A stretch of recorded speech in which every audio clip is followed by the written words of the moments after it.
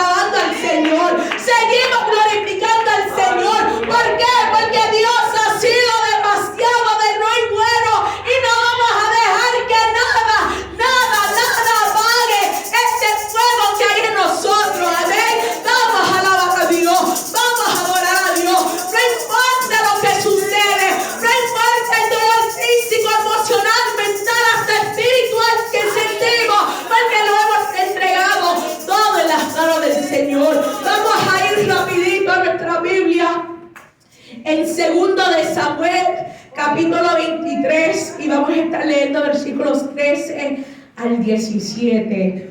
Una vez más, 2 de Samuel, capítulo 23, versículos 13 al 17. Y cuando lo tengan, si pueden contestar con un fuerte amén. Y si lo andan buscando todavía, un fuerte aleluya, aleluya, amén. Le damos gracias a la hermana Carmen Méndez que está con nosotros, que es la tía de nuestra hermana Inés, ¿verdad? Su abuela, la tía tenía todo, que siempre me gozo a escuchar que ella también se llama Carmen Méndez. ¡Qué bendición! Amén, pero seguimos alabando al Señor. 2 de Samuel 23, versículos 13 al 17. Y también le damos bienvenida a la Chadita, amén, que también está aquí con nosotros. 2 de Samuel 23, versículos 13 al 17. Lo tenemos todo. Y la palabra se lee en el nombre del Padre, del Hijo y del Espíritu Santo. Amén. Y 3 de los 30 jefes descendieron y vinieron en tiempo de la siega a David en la cueva de Adulam. Y el campamento de los filisteos estaba en el valle de Refaim. David entonces estaba en el lugar fuerte y había en Belén una guarnición de los filisteos. Y David dijo con vehemencia: ¿quién me diera a beber del agua del pozo de Belén, que está junto a la puerta? Entonces los 3 valientes irrumpieron por el campamento de los filisteos y sacaron agua del pozo de Belén, que estaba junto a la puerta, y tomaron y la trajeron a David. Mas él no lo quiso beber, sino que lo derramó para Jehová, diciendo: lejos sea de mí, oh Jehová, que yo haga esto. ¿He de beber yo la sangre de los varones que fueron con peligro de su vida? Y no quiso beberla. Los 3 valientes hicieron esto. Amén. Otra versión dice: Dios me libra de beber la sangre de estos hombres que arriesgaron la vida para mí. Amén. Voy a pedirle al pastor si él puede orar por esta palabra de hoy.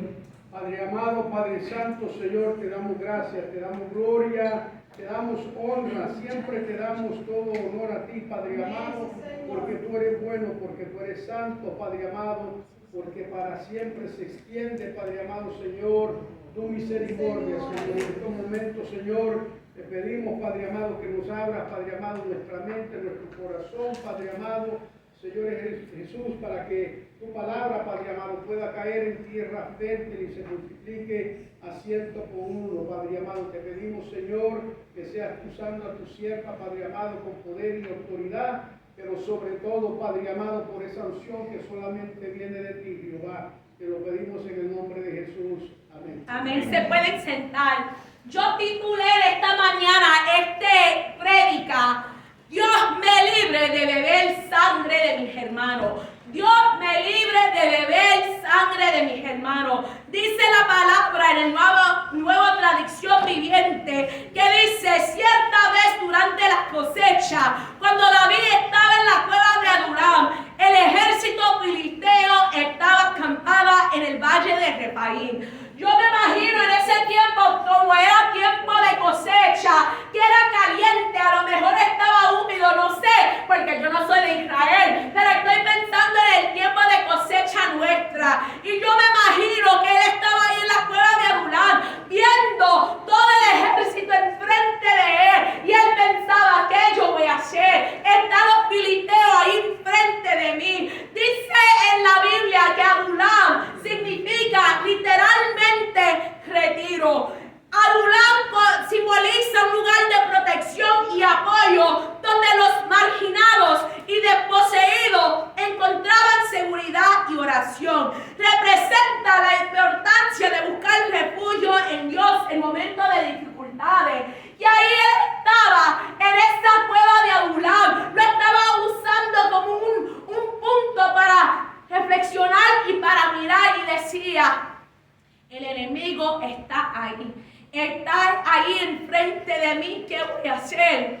Y muchas veces nosotros nos encontramos en momentos así, donde estamos en nuestra cuevita, Estamos orando al Señor y decimos, Señor, yo veo esto enfrente de mí y yo no sé qué hacer. Yo no sé, oh Dios, qué vas a hacer, Señor, pero yo sé que tú tienes que hacer algo. Si vamos a la primera vez, cuando David fue a la cueva de Adulam, fue el 1 de Samuel 22, y dice que él estaba huyendo de Saúl, y dice que él salió de Gat y escapó a la cueva de Adulam. Al poco tiempo sus hermanos y demás parientes se unieron a él ahí. Después llegaron todos los hombres que tenían problemas o que estaban endeudados o que simplemente estaban descontentos. Y David llegó a ser capitán de unos 400 hombres en ese momento. A veces cuando estamos en nuestro dolor, a veces cuando estamos en luto, a veces cuando estamos quebrantados de corazón, vamos a nuestro lugar o debemos ir a nuestro lugar de intimidad y decir, Señor, aquí estoy, Señor, yo sé que me están persiguiendo, yo sé que el enemigo me quiere matar, yo sé, oh Dios, que me tienen como loco, yo sé que no me entienden, oh Dios, pero yo me retiro en ti. Y dice la palabra que él estaba quebrantado de espíritu, él estaba dolorido, pero como hemos aprendido antes del hermano de David era uno que sabía cómo fortalecerse en Jehová. David era uno que él entendía, aleluya, el gozo del Señor es mi fortaleza, no importando la situación, no importando lo que estoy pasando, el gozo del Señor sigue siendo mi fortaleza. Y dice que los demás vinieron con corazón pesado, con corazones adoloridos. Y ahí donde David había hecho su refugio, ellos también pudieron encontrar refugio. Ellos también pudieron encontrar paz. Y él empezó a ser capitán encima de ellos. Él empezó a dar ese mandato. ¿Y cuántos de nosotros sabemos que cuando nosotros estamos pasando por nuestro proceso, que pensamos, Señor, yo no sé cómo puedo, Señor, yo me siento solo, yo me siento que no puedo hacer nada, pero simplemente comenzamos a alabarle, simplemente comenzamos a adorarle, simplemente comenzamos a dar ejemplo que en medio del dolor, en medio de persecución, en medio de todo, buscamos la presencia de Dios. ¿Y cuántos sabemos que cuando estamos dando el ejemplo de eso, van a haber gente que nos están mirando y van a decir, me tengo que unir a eso, me tengo que unir a eso porque yo también sé lo que es ser quebrantado, y si él puede ser refugiado en el Señor y encontrar paz, aun cuando su mentor lo estaba persiguiendo para matar, ¿cuánto más nosotros? Podemos estar pasando por nuestras situaciones, hermanos, pero eso no quiere decir que es tiempo de tirar la toalla, sino que es tiempo de meternos en nuestro lugar secreto con el Señor y provocar la presencia de Dios. A pedirle al Señor, Señor, dame estrategia divina. Señor, muéstrame el camino donde tengo que atravesar. Señor, muéstrame lo que tengo que hacer. Y créame que ahí en tu lugar de intimidad, en tu aposento alto, en tu cuarto de guerra, Dios te va a comenzar a ministrar. Dios te va a comenzar a mostrar la estrategia divina. Dice la palabra que él estaba ahora en 2 de Samuel, capítulo 23, en Adulam, y él veía a los filisteos en el valle de Refaim. Refaim quedaba como unos 1.9 millas afuera de la cueva. Y otra vez más yo lo veo como un punto estratégicamente donde él podía ver a los enemigos. Refaim técnicamente significa gigante, y también significa una referencia a espíritus difuntos en la literatura poética. O sea, en ese valle hubo gigantes que murieron. Hubo gigantes que antes, si vamos a otra porción de, yo creo que en 1 de Samuel no lo adapté, pero hubo otros momentos cuando también el David se encontraba en Adulam, y dice la palabra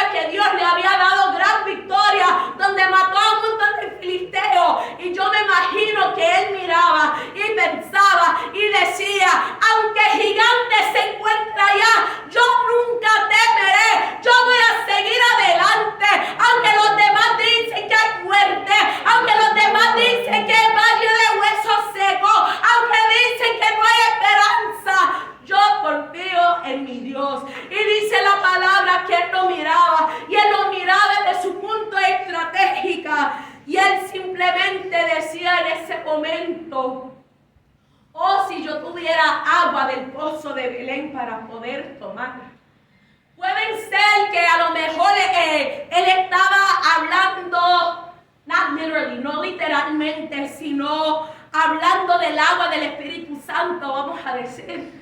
Pero ¿cuánto podemos decir que cuando nosotros nos encontramos en lugares donde sentimos que el enemigo está alrededor de nosotros, cuando hay derrota, cuando hay rumor de destrucción, cuando hay rumor de muerte, podemos decir: Señor, cuánto yo quiero ahora mismo de tu presencia, Dios, cuánto yo necesito ahora mismo de beber del agua de tu Espíritu, oh Dios, cuánto queremos sumergirnos en esa agua y decir: sumérgeme en el río de tu Espíritu, oh Dios, porque me siento agotado, me siento cansado, ya mi armadura es desgastado y simplemente veo al enemigo rodeado alrededor de mí, oh Dios.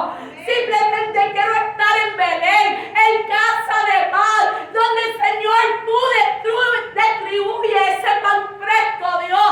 Simplemente quiero estar en tu casa, aprendiendo de ti, sentado a tus pies, Señor. Pero en este momento me siento sola. En este momento veo al enemigo que se está burlando de mí. Veo a todos los enemigos que están diciendo: tú no puedes, tú no puedes. Mira, tira la toalla. Mira, maldice a tu Dios y muérete. Y él simplemente deseaba estar en la presencia de Jehová. Y dice en la palabra que los hombres valientes de él, los hombres valientes que conocían quién era él, decía la palabra que ellos estaban dispuestos a salir y hacer ese esfuerzo. Pero ¿quién eran estos hombres valientes de David? Si leemos los versículos antes, comenzando en el versículo 8, dice: el primero era Hazabeim, el Acmonita, quien era el líder de los tres guerreros más valientes entre los hombres de David. Una vez utilizó su lanza para matar a 800 guerreros enemigos en una sola batalla. O sea, este hombre, con simplemente su lanza, él dijo: a mí no me importa si yo no tengo un armory de un montón de herramientas, voy a utilizar esto que tengo en mis manos para luchar y para avanzar y para hacer lo que me ha mandado Jehová. Y dice que con simplemente esa lanza pudo matar a 800, amén. El segundo era Eleazar, hijo de Dodai, un descendiente de Ahoa. Una vez Eleazar y David juntos le hicieron frente a los filisteos cuando todo el ejército israelita había huido. Siguió matando a filisteos hasta que se cansó la mano para levantar su espada. Y ese día el Señor le dio una gran victoria. El resto del ejército regresó recién a la hora de recoger el botín. Amén. O sea, él estaba cansado por estar gritando mucho en el micrófono, porque yo no tengo voz. Amén. Y dice: no es el azul. De Páriz real, porque no estoy usando el correcto. This one's muted specifically for me. Aleluya. Y dice que aunque Eleazar estaba cansado, él no soltó la espada. ¿Cuántos de nosotros a veces queremos soltar la espada? A veces, porque estamos tan y tan cansados, decimos: Señor, no puedo, Señor. Esta espada se ha hecho demasiado de muy pesado. Este manto se ha hecho demasiado de imposible, Dios. No puedo. Pero dice que el Señor me esforzó en ese momento. Y dice que esa espada quedó pegada a su mano. O sea, cuando nosotros decimos: Señor, ya yo no quiero soltar, el Señor dice que todavía no es tiempo de soltarlo, todavía no es tiempo de soltar, porque tú tienes terreno de alcanzar, tú tienes cosas que avanzar y hacer. Hay enemigos que quieren confrontarte, pero yo soy el que estoy contigo. Y él nos soltó esa espada, aleluya. El tercero se llamaba Sama, hijo de Aral. Cierta vez en Lehi y atacaron a los israelitas en su campo lleno de lentejas.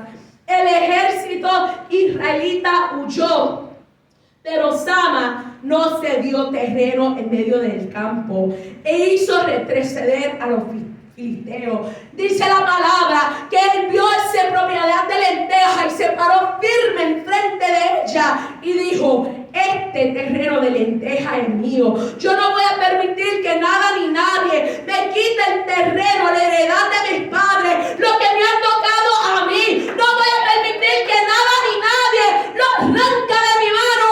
Y él dice que él se paró firme y dijo: este terreno es mío para vencer. Este terreno es mío porque el Señor me lo ha entregado. Hermano, hay terreno que el Señor les ha entregado en tus manos. Y hay filisteos, hay enemigos. El diablo mismo está tratando de arrancarlo de tus manos.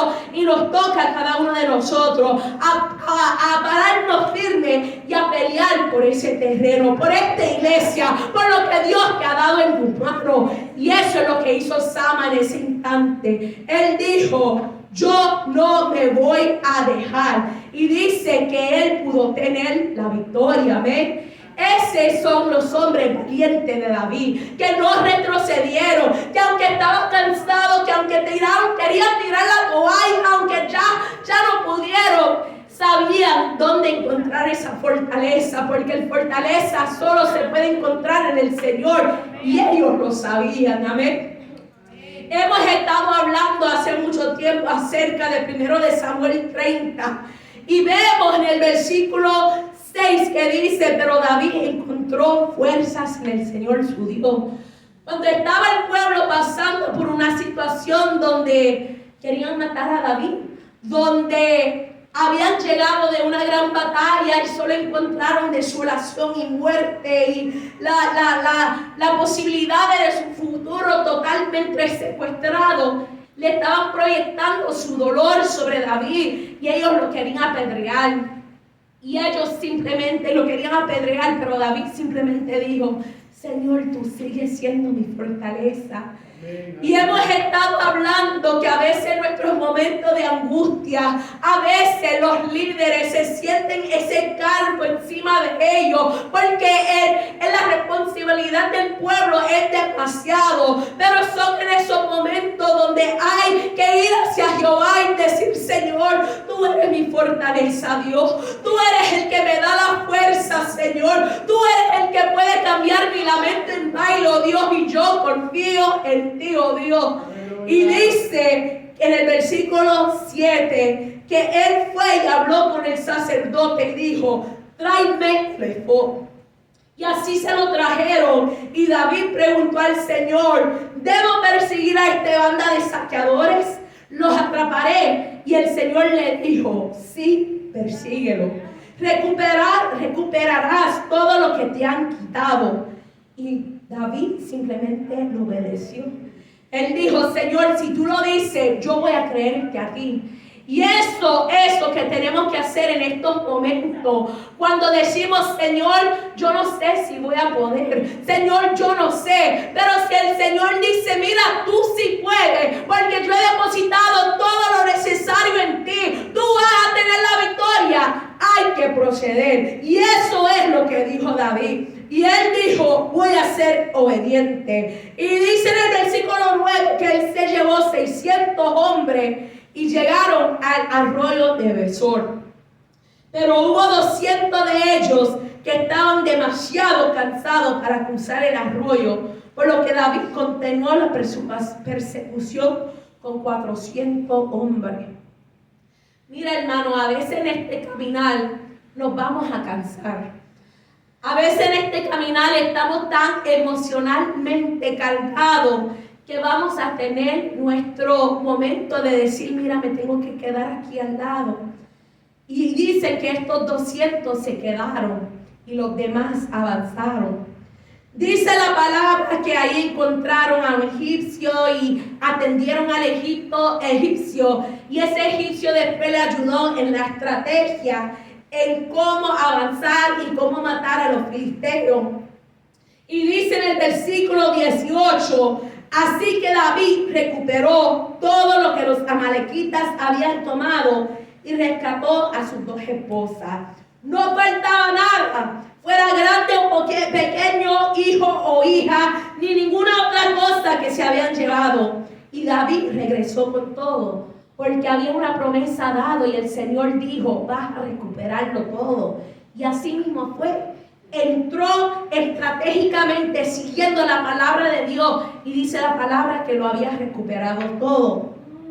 También recuperó los rebaños y las manadas y sus hombres los arrieraron delante de los demás animales. Este botín le pertenece a David, dijeron, amén. Otra vez más cogieron todo. Dice en el versículo 21, luego David regresó al arroyo de Besor y se encontró con los 200 hombres que se habían quedado rezagados porque estaban demasiado cansados para seguir con él. Y cuando ellos se llegaron a encontrarse y se saludaron con alegría, pero dice que habían unos hombres, los otros 400 que habían ido con él y habían dicho, mira, ellos no deben compartir del botín porque ellos no pelearon. Ellos estaban demasiado muy cansados. Ellos estaban simplemente ahí en la retaguardia y querían decirle, mira, simplemente le vamos a regresar las mujeres y sus hijos, pero el botín, o sea, el tesoro, no lo van a recibir.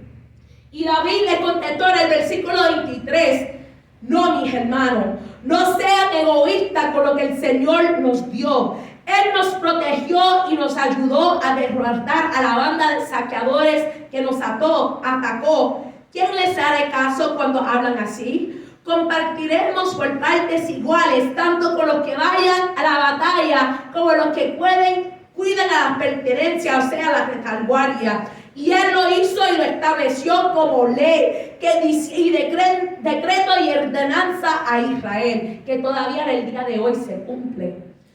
Traje este versículo porque les quería compartir, hermano, que a veces sí nos cansamos, a veces sí nos decimos, ya yo no puedo más, y nos quedamos ahí a un lado y pensamos, Señor, ya yo no puedo, Señor, me abandonaron, Señor, yo mismo abandoné el ejército, yo mismo he tirado la toalla.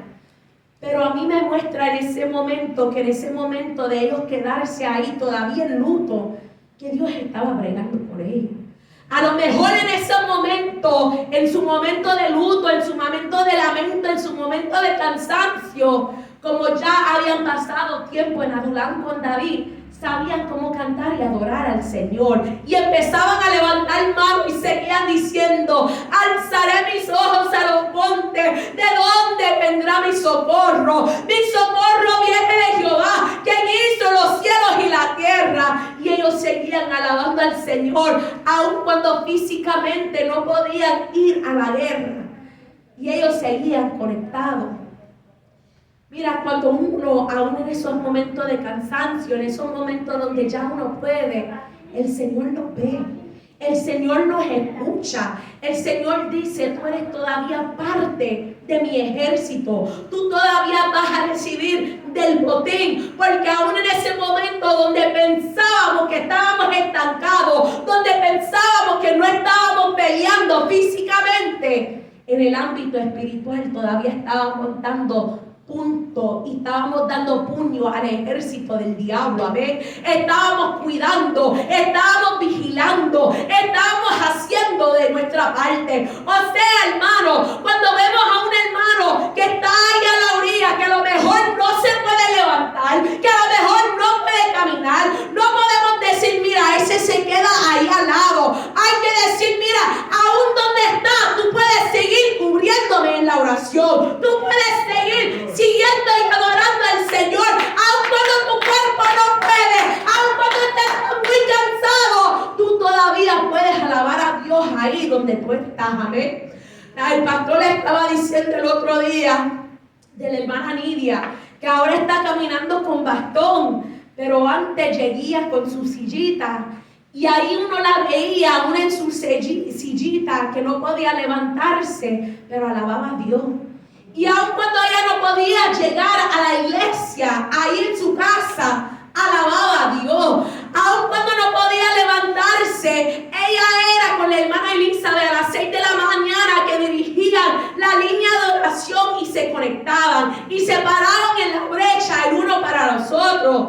A veces pensamos que simplemente porque no estamos operando en el altar, que no tenemos propósito, que no estamos sirviéndole al Señor, que no estamos en esta gran guerra del Señor, porque no estamos evangelizando, no estamos predicando, no estamos dirigiendo. Pero la realidad, hermano, es que no importa dónde tú estás, cualquier lugar que sea tu plataforma, es una herramienta para alabar al Señor. Es un lugar donde tú puedes crear un altar al Señor y alabar al Señor. Aunque tu cuerpo está físicamente agotado en ese momento, tú puedes decir: Señor, yo todavía soy útil para el reino del Señor. Yo todavía puedo cuidar a mi hermano y arroparlo en mis oraciones. Yo todavía me puedo parar firme junto con mis hermanos. Si vamos en el libro de Nehemías, habla que cuando estaban reconstruyendo la pared, el muro, dice Nehemías capítulo 4, versículo 13 al 18, dice: entonces, por las partes bajas del lugar, detrás del muro y en los sitios abiertos, puse al pueblo por familias, con sus espadas, con sus lanzas y con sus arcos. Después miré y me levanté y dije a los nobles y a los oficiales y al resto del pueblo: no temáis delante de ellos, acordaos del Señor grande y temible, y pelead por vuestros hermanos, por vuestros hijos y por vuestras hijas, por vuestras mujeres y por vuestras casas. Y cuando le oyeron los enemigos que los habíamos entendido y que Dios había desbaratado el consejo de ellos, nos volvimos todos al muro, cada uno con su tarea. Y hasta aquel día de la mitad de mis siervos trabajaban en la obra y la otra mitad tenía lanzas, escudos, arcos y corazas, y detrás de ellos estaban los jefes de toda la casa de Judá, los que edificaban en el muro, los que acarreaban y los que calvaban, con un mano trabajaban en la obra y en la otra tenía la espada, porque los que edificaban, cada uno tenía su espada ceñida a sus lomos, y así edificaban. O sea, dice la palabra que mientras unos trabajaban, otros le estaban guiando, le estaban cuidando su espalda. Hermano, en este trabajo, en el ministerio, en la obra del Señor, no siempre todo el mundo va a estar haciendo la misma cosa en la casa del Señor. Van a haber aquellos que prediquen, van a haber aquellos que enseñan, van a haber aquellos que ministran en la oración, pero no menosprecie el don de intercesión. Yo diría que ese don de intercesión es una de las cosas, las herramientas más grandes del mundo. Nosotros no podemos ir adelante sin ese don de intercesión. Mira, cuando mi mamá siempre me enseñó que cuando estemos ministrando acá al frente, especialmente cuando estamos haciendo liberación de demonios, amén, el pueblo tiene que estar intercediendo. Tiene que estar intercediendo. Nosotros como pastores no podemos estar trabajando y edificando sin la intercesión del pueblo. Yo sé, hermano, que ustedes se cansan al igual que nosotros, y a lo mejor se están preguntando cómo los pastores y la familia pastoral, cómo podemos seguir adelante, aún teniendo esta pérdida en lo natural. Pero una cosa es que sabemos lo que hemos ganado en lo espiritual. Sabemos que aunque hemos perdido aquí en lo físico, sabemos que ya nuestra amada esposa, madre, está en el cielo gozándose, y por eso estamos gozosos. Amén. Pero aún con todo eso, hermano, la otra manera que nos podemos encontrar fuertes es por la oración de cada uno de ustedes. Es simplemente por la intercesión por cada uno de ustedes que están orando e intercediendo por nosotros. Créame, en estos momentos necesitamos muchas las oraciones de ustedes. Ustedes pueden ver y decir: ellos están como David, que aunque está con dolor, siguen adelante y están siguiendo con un gran ejército, y yo me siento que no puedo. Pero aún si estás sentado, que tú sientas que no puedes, todavía están orando por nosotros y lo sentimos, ¿verdad, pastor? Hemos sentido las oraciones de ustedes y hemos podido ser fortalecidos en Jehová por las oraciones de cada uno de ustedes. Esas oraciones cuentan, esas oraciones están haciendo impacto en el ambiente espiritual y les damos gracias por eso. Titulé este mensaje: Dios me libre de beber sangre de mis hermanos, porque muchas veces en vez de orar por nuestros hermanos, estamos como esos hombres perversos que rápido queremos criticar. Ay, ese hermano se quedó sentado a la orilla. Ay, ese hermano no puede. O mira como los pastores están pareciendo que nada les pase. Ellos no están sintiendo el dolor. Corazón duro de piedra, están bien fríos. Y empezamos a criticar, y empezamos a pisotear, y empezamos a juzgar el uno al otro. Dios no nos llamó para eso. Dios no nos llamó a ser leña del árbol caído. El pastor predicó eso un día, que muchas veces estamos siendo leña al árbol caído y sin pensarlo estamos hasta bebiendo sangre de nuestros hermanos. Ellos ahí heridos, botando sangre en ese momento, adoloridos, sufriendo, y uno ahí pisoteándolo y diciendo como si no es nada. Este fin de semana estamos conmemorando, porque no es una celebración, aunque mucha gente dice Feliz Memorial Day cuando no es para decirle feliz a nadie, sino es un momento de conmemorar a todos los que han perdido un ser querido ahí en la guerra. Amén. Y también para conmemorar a otros que hemos perdido. Amén. Y otra vez más, muchas veces, pensando en lo militar, cogemos este día y este fin de semana simplemente para gozarnos. Es otro día feriado, es otro día para hacer hot dogs y hamburgers y costillas ahí al grill. Y no pensamos y no cogemos el momento de verdad meditar en la sangre que fue derramado, que podemos hoy tener nuestra libertad. A veces, como dice la palabra, antes de tomar la Santa Cena, siempre leemos ese versículo que ay de mí si yo tomo de esta sangre indignamente. Y a veces como cristianos estamos haciendo eso. Estamos pisoteando la sangre de Jesucristo que Él derramó por cada uno de nosotros. Lo pisoteamos y después lo bebemos indignamente.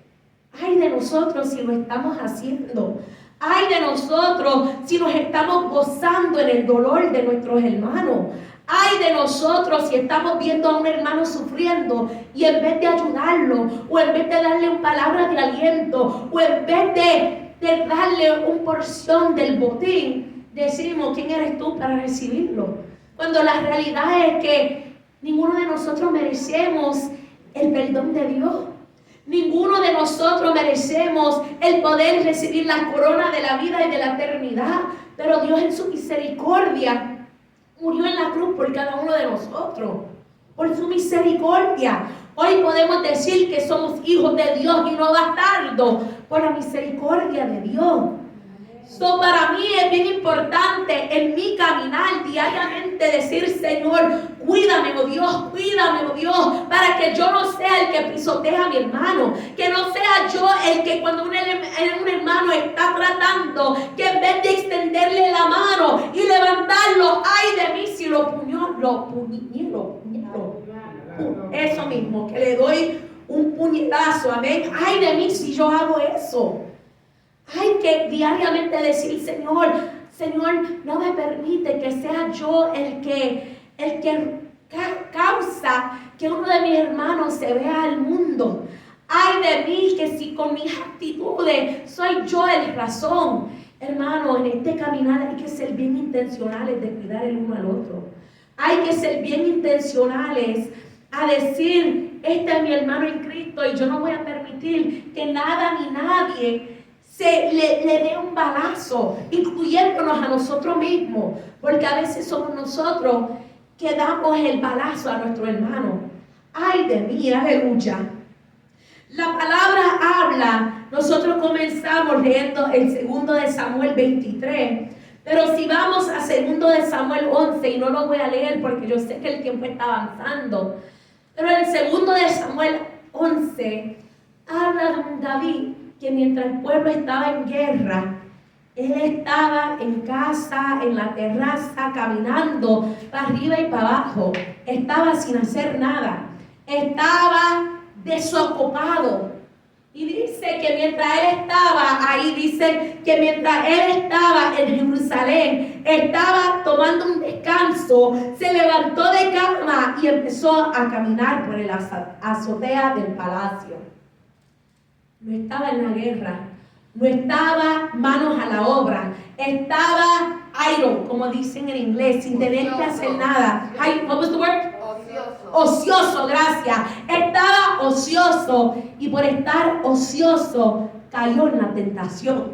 Dice que él miró y vio a Betsabé que se estaba bañando y le entró la lujuria y él quiso de esa mujer y la mandó a pedir, se acostó con ella y salió que estaba embarazada después de esos tiempos que pasó. Y dice que David después de eso, él dijo, no, esto yo tengo que cubrir mi pecado.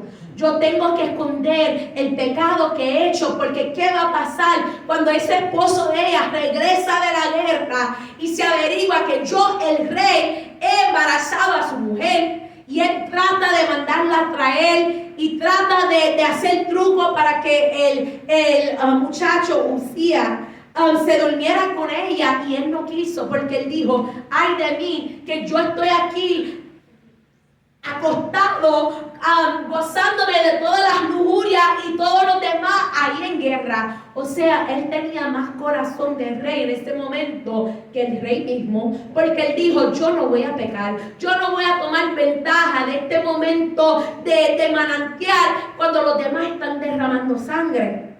Y él dice que él no cayó en esa trampa.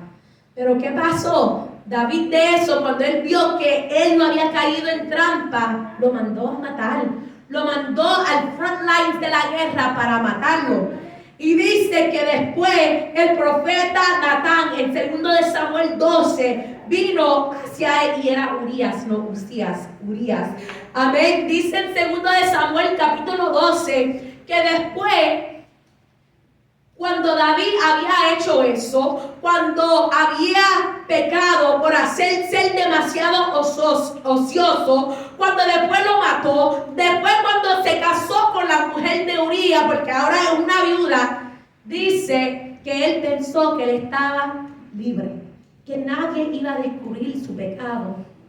Pero dice que el profeta vino hacia él y le contó una historia. Y le dijo en 2 de Samuel 12, 1 al 10, él dice, había 2 hombres en cierta ciudad, uno era rico y el otro pobre. El hombre rico poseía muchas ovejas y ganaba en cantidad, y el pobre no tenía nada sino una sola pequeña oveja. Y siguió diciendo la historia, que este hombre rico quería ese ovejita del hombre pobre. Y él tomó ese ovejita y lo tomó para él y después mató al pastor de ese ovejita. Y el profeta le dice, ¿y qué tú piensas que debemos hacer? Y David arrancó, no, este es malo, lo tienes que matar, lo tienes que destruir. Y el profeta le dijo, bien has dicho, y ese hombre eres tú. Tú mereces la muerte. Parecía una novela entera, como en las novelas hispanas que simplemente dicen, eres tú. Y todo el mundo, ¡ah! Pues eso fue el primer eres tú que se encuentra en la Biblia. Y dice que David se quedó atribulado, pero dice que en el versículo 13 él confesó a Natán su pecado y él dijo, necesito el perdón. Y después sigue la historia que murió el bebé que concibió en el pecado. Y él entendió que Jehová Dios da y Jehová Dios quita. Y como Job decía, pero el nombre de Dios todavía se ha glorificado. Y él siguió adelante. Eso fue, como le digo, eso fue en 2 de Samuel, capítulo 11, y después capítulo 12, y donde leímos hoy era 2 de Samuel, capítulo 23. O sea, habían pasado los años, habían pasado, ese hombre que antes era ocioso, ese hombre que pasó, se puso muy cómodo en el palacio y él pecó por su comodidad, él pecó por estar ocioso, por no tener mano a la obra. Él entendió después de eso: yo no puedo quedarme ocioso, yo no me puedo quedar muy cómodo cuando hay guerra alrededor de mí. Yo tengo que ir adelante y enfrentar esa guerra. Hermanos, con esto les quiero decir que a veces en este caminar vamos a caer, vamos a cometer horrores en nuestra vida donde va a haber consecuencias. Pero eso no nos va a marcar para siempre. Todavía puede haber redención. Todavía puede haber restauración. Todavía puede tomar esa misión y decir: yo voy a seguir en la batalla, porque esto no me marcará. Esto no me va a definir como un hombre o como una mujer ociosa que comete errores y horrores, sino que yo me voy a levantar y posicionar de nuevo. Y eso es lo que David hizo en el 2 de Samuel 23. Él se posicionó de nuevo y él estaba con sus soldados. Ya no se quedaba en el palacio, sino que él regresó a lo que él hacía al comienzo de su misión. Porque en el comienzo de la misión de David, él estaba ahí con sus soldados. Él era el capitán enfrente, él daba su vida, él iba adelante. Y a veces en este caminar nos distraemos. Nos ponemos muy cómodos en nuestras posiciones, en nuestros títulos. Y hay de nosotros si nos ponemos muy cómodos. Necesitamos de ustedes que también nos mantengan y nos llaman nuestra atención si están notando que los líderes de esta casa nos estamos poniendo demasiado de muy cómodos. Ustedes tienen todo el derecho, que si están notando que si nosotros nos estamos poniendo ociosos, a llamarnos la atención. Estoy tirando ahí adelante. El pastor la semana pasada hizo esa reconfirmación de la iglesia, y parte de esa recomisión en frente de la iglesia es, hermano, que si nosotros nos desviamos, ustedes tienen el derecho de llamarnos la atención y decir: mira, pastores, te tienes que alinear de nuevo, amén. Y si no pueden decírnoslo, si sienten no lo pueden decir, crean, hermano, que las oraciones suyas, el Señor nos va a noquear de una manera que vamos a saber que hay que alinearnos, amén. Otra vez más, la oración es poderoso. Pero regresamos a 2 de Samuel capítulo 23, que dice la palabra que él estaba con sus soldados en Adulam y deseaba ese agua. Y dice que esos 3 valientes estaban dispuestos a ir más de 13 millas, porque Belén y Adulam quedaba 13 millas de distancia, y ellos estuvieron dispuestos a atravesar más de 13 millas para entrar al campamento del enemigo y buscar de ese agua. Y lo trajeron a David. Y David en ese momento pudiese ser otra vez un rey ocioso, un rey que se tuviera un espíritu de altivez, pero en ese momento él dijo: que Dios me libre de beber de este agua. Estos hombres arriesgaron su vida por traérmela, así que no lo tomaré. Y dice que en ese momento él tomó de esa agua y lo derramó delante del Señor como un sacrificio, diciendo: yo honro el labor de ustedes. Yo honro todo lo que han hecho al lado mío. Yo honro todo lo que han hecho por mí, para mí, al lado mío. Y ay de mí, si yo bebo de ese agua que se convierta en sangre de mis hermanos. Y en este día también lo decimos: ay de mí, si nosotros como líderes tomemos en poco a ustedes también. Porque podemos decir nuestras palabras para el pueblo: ay de ustedes si pisoteen el uno al otro, ay de ustedes si puñalan a sus hermanos, pero ay de nosotros también si como líderes los miramos, los esfuerzos que ustedes están haciendo, y lo tomamos a poco. Créame, hermano, lo apreciamos que en este día escogieron estar aquí hoy. Es un fin de semana largo, es un fin de semana feriado. Ustedes pudieron decir en este día: yo no voy a llegar, tengo familia en casa, la playa está lindo, la temperatura, el ambiente afuera está bello, voy a arrancar y voy a a la Florida o voy a ir a Carolina del Norte, no sé. Pudieron decir otra cosa en el día de hoy, pero en el día de hoy ustedes dijeron presente y están aquí. Y le damos gracias. Les podemos decir, es que esperamos eso de ustedes. Ustedes tienen que estar aquí. Pero la realidad es que cada uno de nosotros tenemos que escoger. Eso es lo que Josué le dijo al pueblo. Ustedes escogen lo que van a hacer. Cada uno escoge lo que van a hacer. Y él tomó la decisión, yo y mi casa serviremos a Jehová. Y cada uno de ustedes en este día escogieron eso. Yo y mi casa vamos a estar aquí presentes en el día de hoy. Yo en mi casa vamos a buscar presencia de Dios. Yo en mi casa vamos a rendirle alabanza al Señor. Yo en mi casa vamos a sacrificar el yo, mi zona de comodidad, todo lo que se me hace cómodo. Y yo voy a venir aunque estoy doliendo, aunque estoy enlutado, aunque estoy quebrantado. Yo en mi casa serviremos a Jehová. Y dijeron presente. Y les damos gracias por eso. Le damos gracias porque sabemos que van a seguir diciendo presente. Y aún si llega un día, si ustedes dicen que no pueden decir presente, vamos a seguir orando por cada uno de ustedes. Porque lo hemos dicho una vez y lo diremos 2 veces, que esto no es un dicho de, ay, bueno que se vayan, bueno que se pierden. No, si ustedes un día se deciden a colocarse a otro lugar, créame que todavía nosotros como un cuerpo en Cristo le vamos a estar orando por ustedes. Vamos a seguir levantando clamor por cada uno de ustedes, porque ustedes son parte mío y yo soy parte de ustedes. Ay de mí, como decía David, ay de mí que Dios me libre de beber sangre de mis hermanos. Ay de mí, que Dios nos libre de criticar a nuestros hermanos, que Dios nos libre de atacar a nuestros hermanos, que Dios nos libre de criticar y de juzgar y de señalar y de pisotear a nuestros hermanos. Porque lo que nos corresponde a cada uno de nosotros es levantar el uno al otro. Juan 15, del 12 al 13 dice, y esto es lo que les mando, que se amen unos a otros, así como yo los amo a ustedes. Nadie muestra más amor que quien da la vida por sus amigos. Hermano, nuestro deber es pararse en la brecha el uno por el otro y buscar y cuidar el uno al otro.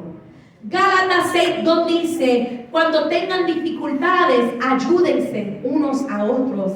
Esa es la manera de obedecer la ley de Cristo. Primero de Tesalonicenses 5:11 dice, por lo cual animaos unos a otros y edificaos unos a otros, así como lo hacéis. El trabajo de nosotros es levantar el uno al otro. El trabajo de nosotros es orar por el uno al otro. El trabajo de nosotros es sobrellevar las cargas los unos a los otros. El trabajo de nosotros es orar el uno para los otros. Y no lo podemos olvidar y no lo podemos llevar en poco el trabajo que cada uno de nosotros hacemos el uno para los otros. Otra vez más les recuerdo que este día es bien importante, o este fin de semana, y yo busqué la historia de este fin de semana. Y dice, y no me preguntan dónde lo encontré, it was somewhere on the internet. No tengo el recurso de dónde lo busqué, ahí lo pueden googlear y lo va a salir. Pero dice, nuestra observancia nacional del Día de los Caídos se remonta desde el 1868, cuando el general John A. Logan, comandante en jefe del Gran Ejército de la República, nombró el 30 de mayo como un día especial para honrar las tumbas de los soldados de la Unión. La orden del general Logan, que el día estaba designado por el propósito de esparcir flores o decorar de otra manera las tumbas de los camaradas que murieron en defensa de su país durante la última rebelión. Por lo tanto, también este fin de semana se nota como el día de la decoración. La selección del 30 de mayo se atribuye también a una ascendencia francesa, Cassandra Oliver Moncure, quien pudo haber elegido esta fecha porque era el día de la ceniza en Francia. Y ese fue el día que los restos de Napoleón fueron devueltos a Francia desde Santa Helena. O sea, hubo dos razones por esta fecha, y uno era para el día de la ceniza y el otro simplemente para decorar y conmemorar la tumba con flores y de perfume, recordando el sacrificio más grande que se ha habido tal. En este fin de semana hay muchos que están de luto, pero vamos a seguir conmemorándolo y levantándolo y sabiendo y levantando a las familias de esos que han perdido. Porque muchas veces, y lo hemos hablado, la hermana Evelyn lo ha hablado muchas veces, ella ya ha pasado como, ¿cuánto? 2 años, un año nada más. Ha pasado 1 año desde que su hermano falleció y todavía queda ese dolor. Ha cambiado un poco y a veces hay días que se le hace más fácil y otros días se le hace más duro. Pero yo creo que cada uno de nosotros hemos perdido un ser querido y sabemos lo duro que es. Pero cuando nos unimos como hermanos en Cristo y oramos para el uno al otro, eso hace todo el cambio. La palabra, y esto es para terminar, en Isaías capítulo 61, versículo 1 al 3 dice: porque el Espíritu del Señor soberano está sobre de mí, porque el Señor me ha ungido para llevar buenas noticias a los pobres, me ha enviado para consolar a los de corazón quebrantado y proclamar que los cautivos serán liberados y que los prisioneros serán puestos en libertad. Él me ha enviado para anunciar a los que se lamentan que ha llegado el tiempo del favor del Señor junto con el día de la ira de Dios contra sus enemigos. A todos los que se lamentan en Israel les dará una corona de belleza en lugar de cenizas, una gozosa bendición en lugar de luto, una festiva alabanza en lugar de desesperación. Ellos en su justicia serán como grandes robles que el Señor ha plantado para su propia gloria. O sea, hermano, cuando vienen esos momentos de ceniza, el Señor dice: es que yo cambio esa ceniza por gloria mía. Podemos estar tristes y podemos estar llorando un día, pero seguimos, hermanos, porque el Señor ha dado promesa. Como decía nuestra hermana Evelyn en el devocional de hoy, es que Él cambia nuestro lamento en baile. Es que Él es nuestro gozo en medio del dolor. Nuestro socorro viene de Jehová, el que hizo los cielos y la tierra. Y cuando vemos a un hermano que está batallando, que está luchando, nos toca orar por ellos. Nos toca levantarlo, nos toca decir: mira, yo voy a pelear contigo, yo estoy dispuesto a levantarme por la mañana y orar por ti, estoy dispuesto a pararme en la brecha por ti, estoy dispuesto a poner manos por ti, estoy dispuesto que aún de lejos enviar esa palabra de salvación y de sanidad y restauración por ti, porque somos unos en Cristo. Otra vez, como decía David: Dios me libre que sea yo el que bebo la sangre de mis hermanos que se han caído. Ay de mí si yo los pisoteo, si los juzgo, si los empiezo a criticar de la manera que están cargando la carga que ellos cargan. Porque simplemente cuando estamos en la posición de ellos podemos entender el proceso por lo cual están pasando. Estamos empezando... Yo no sé qué era eso, pero ese era el señal que hay que bailar en vez de llorar. Aleluya, gloria a Dios. Es tiempo de alabar al Señor. Y eso fue el señal. El Señor está diciendo: es tiempo de gozo. Es tiempo de recuperar todo lo que el enemigo ha querido tomar. Que ha tratado de robar tu gozo. Ha tratado de robar tu paz. Ha tratado de robar tu confianza en Dios. Pero seguimos alabando y gozándonos en el Señor, porque solamente en Él se encuentra el gozo y la paz y la salvación. Amén. Vamos a ponernos de pie. Aleluya.